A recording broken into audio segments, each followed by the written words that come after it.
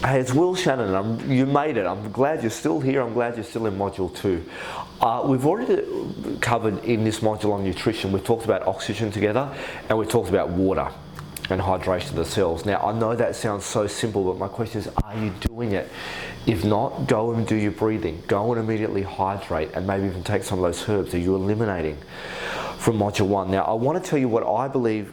Now, I learned a lot of this from a lot of people, but the person who really popularized this was a guy called Dr. Robert Young, who was a Mormon herbal doctor in Utah. And he later ran into some challenges where he was getting a bit on the radar, and people really came after him to give him a hard time. But, you know, all these green drinks and green smoothies that everybody's into, having grown up, he was one of the big people that was a tipping point that kind of got it out there. And then there was Alex Guerrero and some other people. And then, you know how it kind of goes viral and then just everybody knows about it? But he was one of those people that started that before your personal trainer was telling you to go have green smoothies. But I want to tell you that chlorophyll, which is basically plant blood, chlorophyll is the green pigment that gives plants its color. And I'm going to give you a graphic somewhere around here.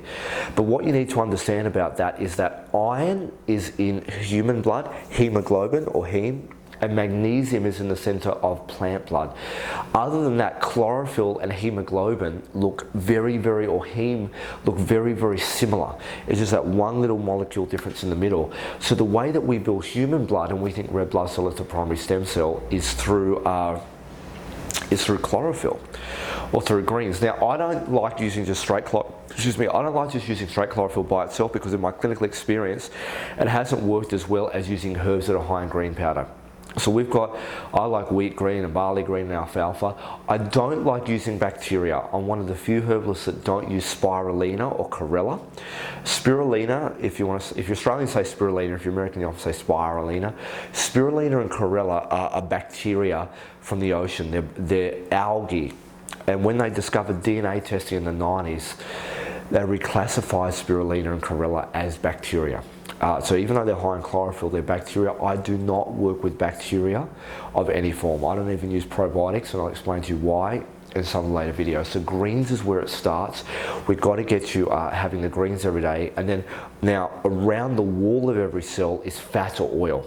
And I'm going to cover the benefits of fats or oils on the next tape. So if you only get one thing, remember, we're up to oxygen, we're up to water, and then we're up to greens. So when it comes to the foundation of nutrition, this should be how you start your day. This should be how you plan your meals. This should be what you go to when you're fatigued. This is what you should go to with yourself and your clients when you're convalescing. And I want you to know, this is the foundation that you build the turmerics and the coenzyme Q10s and everything else that you like working with on. But this is really the foundation of human nutrition. I'll see you on the next video.